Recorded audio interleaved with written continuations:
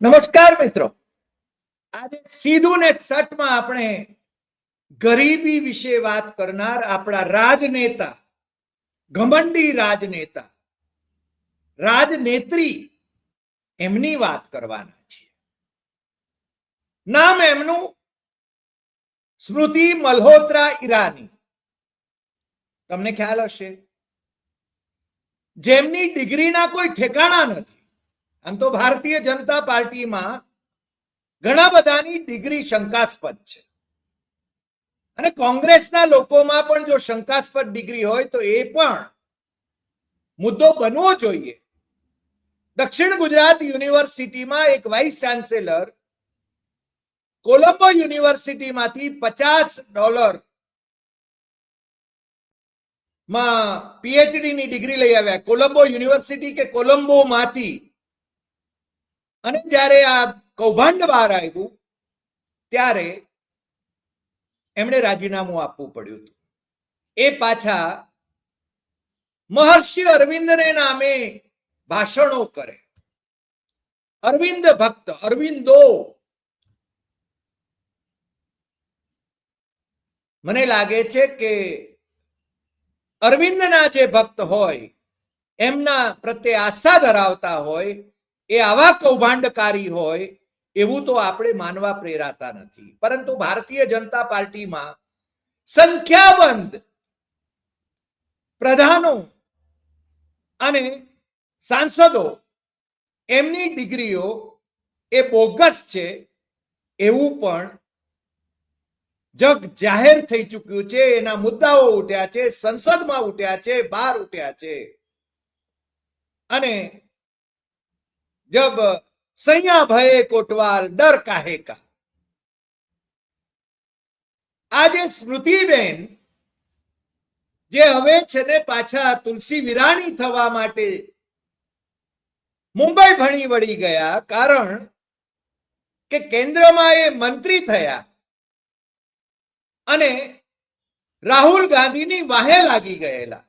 રાહુલ ગાંધીને અમેઠીમાંથી એકવાર હરાવ્યા પણ ખરા, પણ સંસદની અંદર જે રીતે એને એરોગન્સ બતાવી, આમે ભારતીય જનતા પાર્ટીના નેતાઓમાં કોણ જાણે કેમ એરોગન્સ કેમ આવે છે એ સમજાતું નથી. કદાચ એમના સંસ્કારો એવા હશે, પણ મને લાગે છે કે જેનામાં બુદ્ધિ હોય, જેનામાં સંસ્કાર હોય, એ વિનમ્ર હોય. પરંતુ ભારતીય જનતા પાર્ટીના નેતાઓમાં ઘમંડ એ સાતમે આસમાને હોય છે. અને જ્યારે વડાપ્રધાન પોતે ઘમંડથી વાત કરતા હોય ત્યાર પછી બાકીના તો એમનો જય જયકાર કરનારાઓ તો પછી ઘમંડી હોય, એમાં નવાઈ શું. જ્યારે વડાપ્રધાન નરેન્દ્ર મોદી પોતાને અવતારી પુરુષ ગણાવતા હોય, નોન બાયોલોજિકલ ગણાવતા હોય, ત્યારે બીજા તો પોતાને કંઈક કંઈક અવતાર ગણાવે અથવા તો મોદીજીને વિવિધ અવતારોથી નવાજે, એમાં નવાઈ શું. પરંતુ 2024ની ચૂંટણીએ એમને જમીન ઉપર લાવી દીધા. બહુમતી પણ ન મળી શકી, એ તમે જાણો છો. આપણે એની વાત આજે કરવી નથી, કારણ કે આજે આપણે સ્મૃતિબેનની વાત કરવી છે. આ સ્મૃતિબેન એ બહુ નાના હતા ત્યારે એમના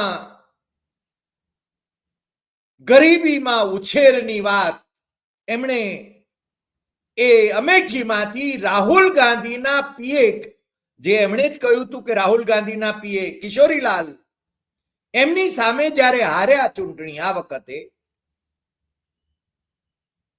ત્યાર પછી એમનો કરિશ્મા વિલાઈ ગયો છે. નરેન્દ્ર મોદીનો એ ક્યાં કરિશ્મા રહ્યો છે. ક્યારેક એ કહેતા હતા કે નરેન્દ્રભાઈ જ્યારે રિટાયર થશે રાજકારણમાંથી ત્યારે હું પણ રિટાયર થઈ જઈશ. પણ નરેન્દ્રભાઈ જેનું નામ,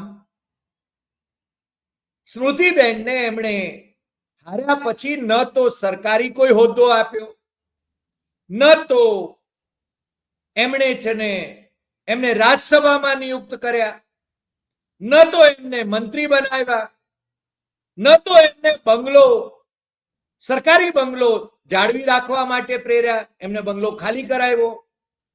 અને જ્યારે રાહુલ ગાંધીને બંગલો ખાલી કરાવ્યો ત્યારે આ સ્મૃતિબેને જે નિવેદનો કર્યા હતા, મને લાગે છે કે સ્મૃતિબેન એ વખતે ભૂલી ગયા હતા કે ક્યારેક એમણે પણ સરકારી બંગલો ખાલી કરાવવાનો વખત આવશે અને એમણે પણ નીચા જોણું કરવાનો વખત આવશે, એ ભૂલી ગયા હતા. પણ રાહુલ ગાંધીએ એમના સમર્થકો જે હતા એમને કહ્યું કે સ્મૃતિબેનને ટ્રોલ કરવા નહીં. રાહુલને આખી ભારતીય જનતા પાર્ટી ટ્રોલ કરતી રહી, પણ રાહુલની ગરિમા જુઓ. તમારામાંથી કેટલાકના પેટમાં ચૂંક પડશે અમે જ્યારે આ કહીએ છીએ ત્યારે, પરંતુ અમે હંમેશા કહીએ છીએ કે જો અમે જે કહી રહ્યા છીએ જો સત્ય ના હોય તો તમે પુરાવા આપો. અમે જે કહીએ છીએ તથ્ય ન હોય તો તમે છે ને તથ્ય ના પુરાવા દો, કમેન્ટ બોક્સમાં મુદ્દાસર લખો. પરંતુ એ તો તમારી હેસિયત નથી અંધભક્તો. એટલે અમે તો હંમેશા કહીએ છીએ કે અંધભક્તોએ અમારા એપિસોડ જોવા નહીં, કારણ કે એમને પેટમાં ચૂંક ઉપડે. પણ આપણે તો આપણો ધર્મ, પત્રકાર ધર્મ નિભાવીશું. ને પત્રકાર ધર્મ એમ કહે છે કે સત્તામાં જે બેઠું હોય એને સવાલો કરવાના. સત્તામાં કોંગ્રેસ બેઠી હતી ત્યાર સુધી અમે કોંગ્રેસને સવાલો કરતા હતા. ભારતીય જનતા પાર્ટી બેઠી છે ત્યારથી ભારતીય જનતા પાર્ટીને સવાલો કરીએ છીએ. પત્રકાર ધર્મ એને કહેવાય. પણ તમને ખ્યાલ છે કે આ સ્મૃતિબેન ક્યારેક નરેન્દ્ર મોદીનું રાજીનામું માંગતા. અમને તો ખબર છે, કારણ કે મુંબઈમાં અમે વર્ષો સુધી, દાયકાઓ સુધી પત્રકારત્વમાં રહ્યા. ઇન્ડિયન એક્સપ્રેસ ગ્રુપમાં અમે તંત્રી પણ રહ્યા. અને પ્રમોદ મહાજન અને ગોપીનાથ મુંડે અમારા બહુ જ અંતરંગ મિત્રો રહ્યા. એટલે સ્મૃતિબેન આ શાળા બનેવીના ફાઇન છે એ અમને ખબર છે. અને સ્મૃતિબેન જ્યારે 2002 ના જે કોમી રમખાણો ગુજરાતમાં થયા, નરેન્દ્ર મોદી મુખ્યમંત્રી હતા ત્યારે, અને અટલજીએ જ્યારે સ્મૃતિબેનને રાજધર્મની સલાહ આપી હતી, અને નરેન્દ્ર મોદી રાજધર્મ તો પોતે જે કરે એ બધું રાજધર્મ જ છે એવું માનીને ચાલે, ત્યારે સ્મૃતિબેને સુરતના એક કાર્યક્રમમાં કહ્યું હતું કે નરેન્દ્ર મોદીએ રાજીનામું આપવું જોઈએ મુખ્યમંત્રી તરીકે, નહીં તો હું અટલજીના જન્મદિવસ 25 ડિસેમ્બરથી ધરણા પર ઉતરીશ. એમને મનાવી લેવામાં આવ્યા, કારણ કે ભારતીય જનતા પાર્ટીના વરિષ્ઠો જ એમાં મધ્યસ્થી કરવા વાળા હતા. એ અમને ખબર છે, કારણ કે અમે એના અંતરિયાળ પ્રવાહોથી વાકેફ છીએ. પણ એ જ નરેન્દ્ર મોદી જેમની સામે સ્મૃતિબેન એ એમનું રાજીનામું માંગતા હતા, એ સ્મૃતિબેન એમના લાડકા થઈ ગયા. નરેન્દ્ર મોદીને તો એવા જ ચમત્કારો કરવાનું ગમે છે. અને એ જ સ્મૃતિબેન જેમની ડિગ્રીઓનું કોઈ ઠેકાણું નહીં, ક્યારેક છે ને એ આર્ટ્સની ડિગ્રી બતાવે છે, ક્યારેક કોમર્સની ડિગ્રી બતાવે છે. નરેન્દ્ર મોદી અને એમના બંનેમાં એક કોમન છે કે સ્કૂલ ઓફ કોરસ્પોન્ડન્સ દિલ્હી યુનિવર્સિટીની બંને જણા એની ડિગ્રી બતાવે છે. પણ સ્મૃતિબેન કોઈ સ્નાતક ન હોવા છતાં હાયર એજ્યુકેશનના મિનિસ્ટર નરેન્દ્ર મોદીએ કર્યા એમને. અને એ જ્યારે એચઆરડી મિનિસ્ટર હતા, હ્યુમન રિસોર્સ મિનિસ્ટ્રી, હવે એને નામ બદલીને એજ્યુકેશન મિનિસ્ટ્રી કરવામાં આવ્યું છે. અગાઉ પણ એજ્યુકેશન મિનિસ્ટ્રી જ નામ હતું એનું, પણ ત્યારે કેવા ટાવરિંગ પર્સનાલિટીઝ એજ્યુકેશન મિનિસ્ટર હતા એ તમે જાણો છો. આ સ્મૃતિબેન આણંદ વલ્લભ વિદ્યાનગરની મુલાકાતે આવ્યા ત્યારે શિક્ષણવિદોનું એક ડેલિગેશન અમારા નેતૃત્વમાં, કારણ કે અમે સિન્ડિકેટના મેમ્બર હતા એસપી યુનિવર્સિટીના, અને ચારુતર વિદ્યામંડળ વતી અમારે એ ડેલિગેશનનું નેતૃત્વ કરવાનું હતું ને એમને મળ્યા હતા અમે. પણ ખાલી ચણા જેવી આ મહિલા, જેને શિક્ષણની બાબતમાં કોઈ જ્ઞાન કેટલું હતું એ ખબર નહોતી, પરંતુ એ શિક્ષણ મંત્રી હતા, એચઆરડી મિનિસ્ટર હતા. અમને એ જ વખતે એ પરખાઈ ગયા હતા. અને પછી તો નરેન્દ્ર મોદીએ એમને બીજી મિનિસ્ટ્રી પણ આપી, ટેક્સટાઇલ મિનિસ્ટ્રી પણ આપી, મહિલા અને બાળ કલ્યાણ મિનિસ્ટ્રી પણ આપી. અને સોનિયા ગાંધી અને રાહુલ ગાંધીને ટ્રોલ કરવા માટે એમને છે ને એમની વિરુદ્ધમાં સતત સંસદમાં પણ બેફામ ઉચ્ચારણો કરવા માટે સોનિયા ગાંધી માફી માંગો, સોનિયા ગાંધી માફી માંગો, આવા નારા લગાવવા માટે નરેન્દ્ર મોદીએ પ્રેરિત કર્યા. રાહુલ ગાંધીની ગરિમા જુઓ. રાહુલ ગાંધીએ ક્યારે સ્મૃતિબેન જ નહીં પણ બીજી કોઈ મહિલાઓના સંદર્ભમાં પણ હલકા નિવેદનો નથી કર્યા. પરંતુ આ બહેનશ્રી એ રાહુલ ગાંધીના નિવેદનો ને તોડી મરોડી વિકૃત કરીને એ છે ને રાહુલ ગાંધી ભારતીય મહિલાઓ ઉપર બળાત્કાર કરવા માટેની પ્રેરણા આપે છે, આવા નિવેદનો પણ એમણે કર્યા. આ બહેનશ્રી એ અમેઠીમાંથી રાહુલ ગાંધીને પડકારતા હતા. અમેઠીમાંથી એકવાર રાહુલ ગાંધીને એમણે હરાવ્યા અને સારું થયું કે રાહુલ ગાંધી વાયનાડ કેરળમાંથી બીજી બેઠક ઉપરથી ચૂંટણી જીત્યા હતા, એટલે સંસદમાં રહ્યા. પણ રાહુલ ગાંધી એમના વિશે ક્યારેય એમણે કોઈ નિવેદન કરવાનું ટાળ્યું. રાહુલ ગાંધીએ મને ફ્લાઇંગ કિસ કરી, આવી પણ વાત કરે. જે મહિલા, એમના ભૂતકાળ વિશે મારે બહુ જાજી વાત કરવી નથી, કારણ કે તો સુબ્રમણ્યમ સ્વામી એવી વાતો કરવા માટે જાણીતા છે. પછી એ બેનશ્રી સ્મૃતિબેન મલ્હોત્રા ઈરાની હોય કે પછી કંગના રનોત હોય, પણ આ સ્મૃતિબેન એમની કારકિર્દી એમણે સ્વીપર તરીકે શરૂ કરી. મેકડોનલ્ડમાં વાસણ કુસણ કરવાની કારકિર્દી એમણે શરૂ કરી, એનાથી કારકિર્દી શરૂ કરી. એમણે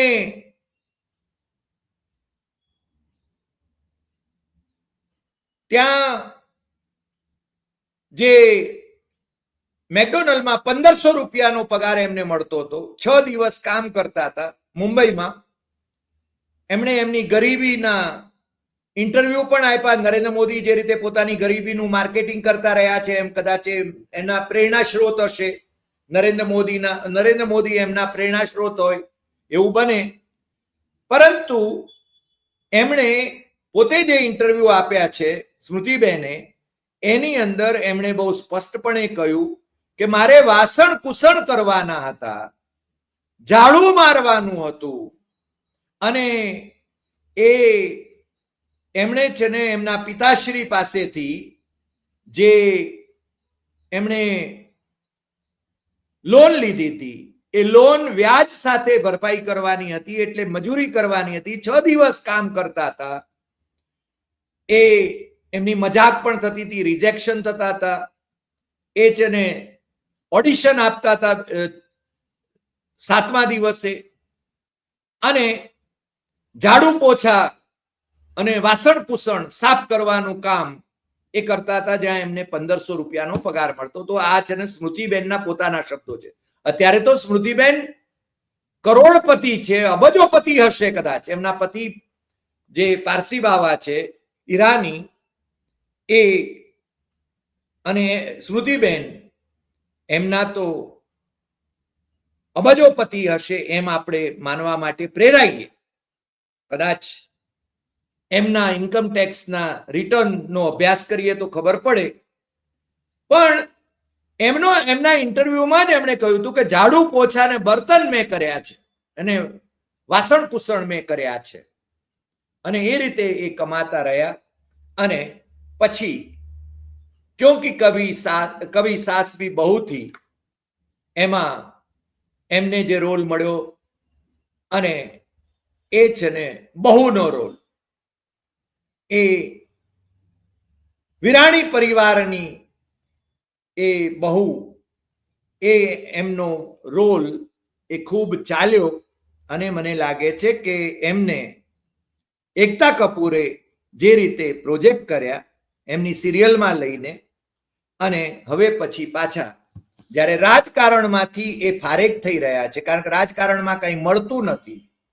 ભારતીય જનતા પાર્ટીમાં એ છે, કારણ કે બધા એમના નામની આગળ પૂર્વ પૂર્વ પૂર્વ એવું લાગે છે.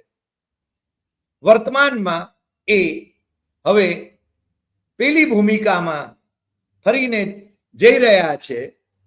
એ તુલસી વિરાણી થઈને ફરીને પાછા આપણી સમક્ષ ટીવીને પડદે આવશે એવી ચર્ચા ચાલી રહી છે. એક ઘમંડી મહિલા, એનો ઘમંડ ઉતરી ગયો.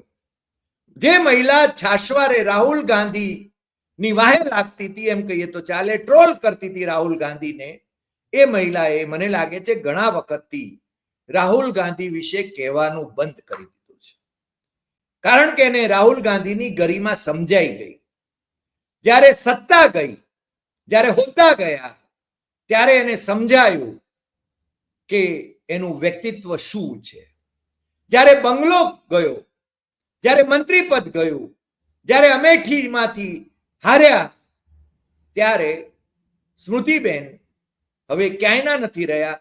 અને એવું પણ જાણવા મળે છે કે એમણે અમેઠીમાં જે બંગલો બાંધ્યો હતો અને જે રીતે લોકોને હળદૂત કર્યા હતા, એમની પાર્ટીના લોકોને પણ, એ બંગલો પણ કદાચ આવતા દિવસોમાં વેચાઈ જાય અને સ્મૃતિબેન કાં દિલ્હીમાં કાં મુંબઈમાં, હવે તો મુંબઈમાં, કારણ કે એકતા કપૂર મુંબઈમાં છે, બોલિવૂડ મુંબઈમાં છે, ફરીને પાછા રાજકીય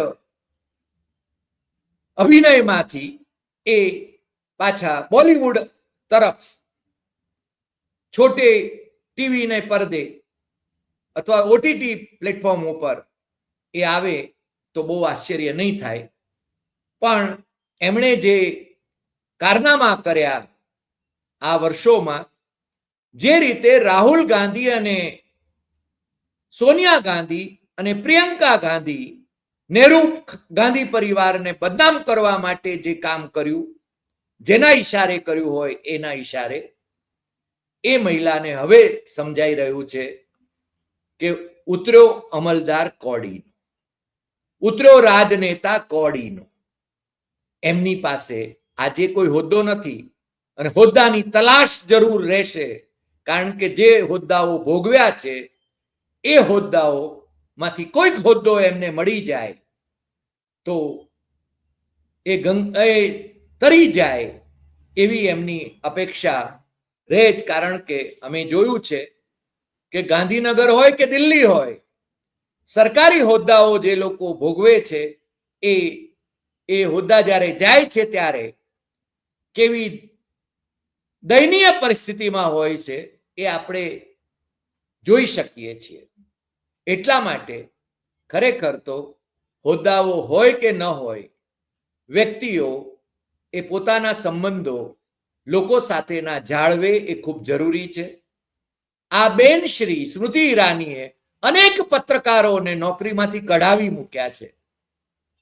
એ માલિકોને ફોન કરી દેતા હતા. કોઈ એમને આડાઅવળા સવાલો કરે અથવા તો સીધા સવાલ કરે તો પણ, તમે અમેઠીની પ્રજાની વિરુદ્ધમાં મને સવાલ ન કરી શકો, તમારા માલિક ભાસ્કરના માલિકને હું ફોન કરીને તમારી ફરિયાદ કરીશ. અને એ રીતે ભાસ્કરના સ્ટ્રિંગર્સ એમને પણ એમણે નોકરીમાંથી કઢાવ્યા છે. મને લાગે છે કે સ્મૃતિબેનને જ્યારે કોઈ હોદ્દો નહીં હોય, જ્યારે તુલસી વિરાણીનો રોલ પણ નહીં હોય એમની પાસે, ત્યારે એમને પ્રાયશ્ચિત કરવા માટેનું એકાંત જ્યારે મળશે, ત્યારે એમનો જે ઘમંડ હતો એ ઘમંડ એમને કેટલો એમના માટે આત્મઘાતી સાબિત થયો એનો અહેસાસ થશે. અને એટલા માટે જ આપણે ત્યાં એક કહેવત છે કે ઘમંડ તો રાજા રાવણનોય છાજો નથી. અને અત્યારે જે સત્તામાં બેઠા છે એ લોકોની સત્તા જ્યારે જશે ત્યારે એ લોકોને પણ આવો જ અહેસાસ થશે એવું લાગ્યા વિના રહેતું નથી. આજે આટલી વાત. ફરી મળીશું નવા એપિસોડમાં નવા વિષય સાથે. તમને જો આ એપિસોડ ગમ્યો હોય તો સૌથી વધુ શેર કરશો, લાઈક કરશો, કમેન્ટ કરશો અને આપણી YouTube channel doctor Harish Desai Satyam Evam Tathyam એ સબસ્ક્રાઇબ કરવા માટે દેશ અને વિદેશમાં મિત્રોને જરૂર જણાવશો. નમસ્કાર.